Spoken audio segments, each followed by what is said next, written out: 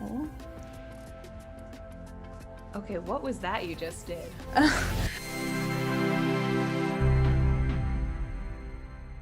Hey everyone, and welcome to Adobe Live. I'm your host, Shauna Lynn, and I'm here with Giulia Zoavo, who is an incredibly talented illustrator based in Brooklyn. How are you today?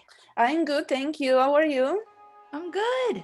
Excited to have you here. Thank you so much, everyone, for being here. My name is Giulia Zoavo. I'm a freelance illustrator and graphic designer. As Shauna said, I'm based in New York City, but I'm not originally from New York. I am Italian, born and raised, and I moved to the US 4 years ago, and I've been living and working in Brooklyn ever since. The topic today is the dream house.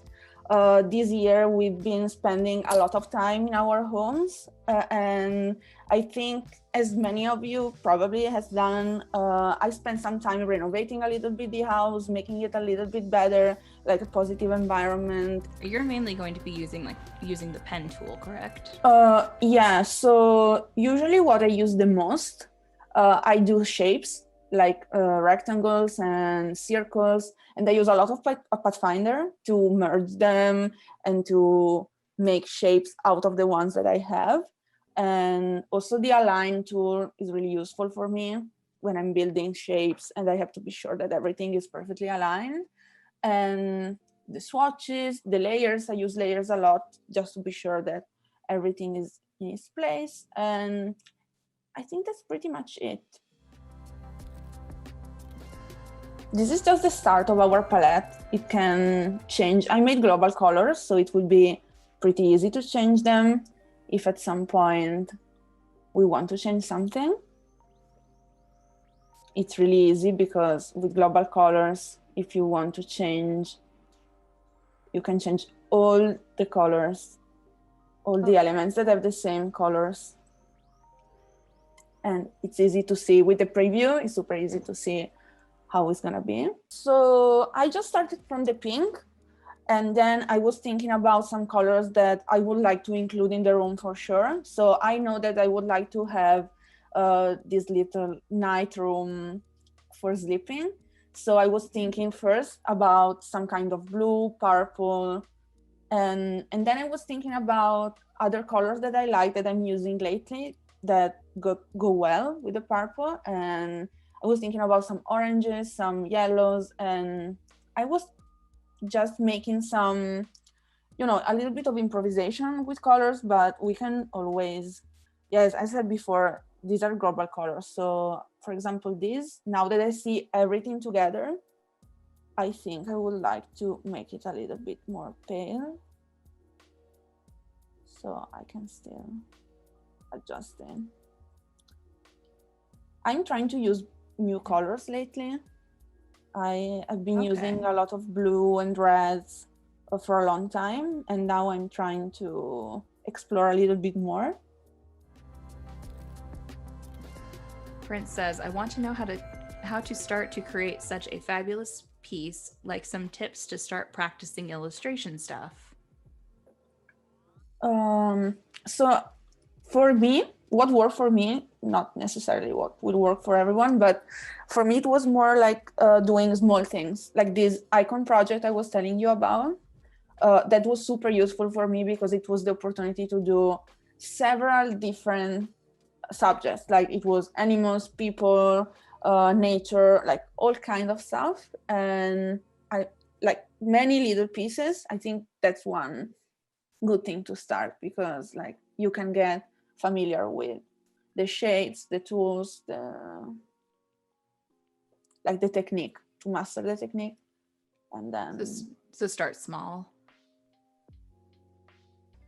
Peter says, are you looking up a photo of an object before you start sketching?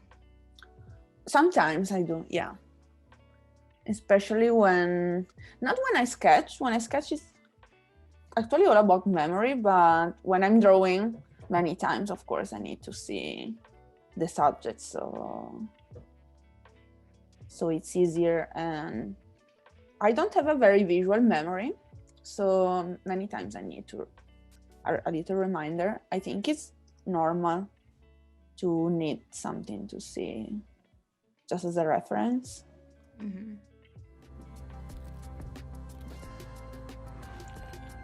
So. Okay, what was that you just did? I wanted to do the fin. So I was thinking that like a quarter of a circle would be nice. There's actually like the good thing, I mentioned this yesterday, but one thing I love about working in Illustrator is there are like 3 million ways to do a thing. It depends on what you like more. So for me here, I wanted this fin to be like a little bit circle. So I drew the circle and I like just. Oh, that's cool.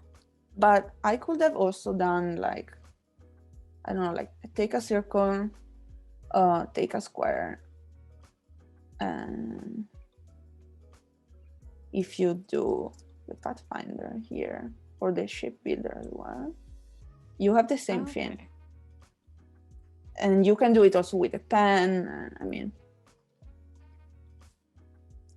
I like I've ever seen someone do this, undo the circle like that. So that was really cool. So I want to put a little plant in front of the house. I will do a circle, and then that's another thing I like to do. I do a stroke, and the stroke can be a dashed line. And if you put the circle cap and the dash are like 0, you can have like a perfect. Oh, look at that. It's really easy to do. And I've done that for some sort of thing before. I don't use Illustrator a whole lot, but I have used that trick before, and it's just so satisfying. Yeah. I do that too to make just like if I need to make a dotted line divider, I'll use that to do that trick. Because it just makes life easy. Yeah. The work you have made is just gorgeous. I can't wait to see what you do to just, do your little finessing and finish it up. So where can everyone find you to see that final? For sure, my Behance profile. I will upload it on my Behance, on my website, on my Instagram. I will put it everywhere. Fantastic. Well, thank you so much for joining us. And chat, thank you so much for joining us these past 2 days. I hope you had a great time. Giulia, I hope you had a great time. It was fantastic to watch you work.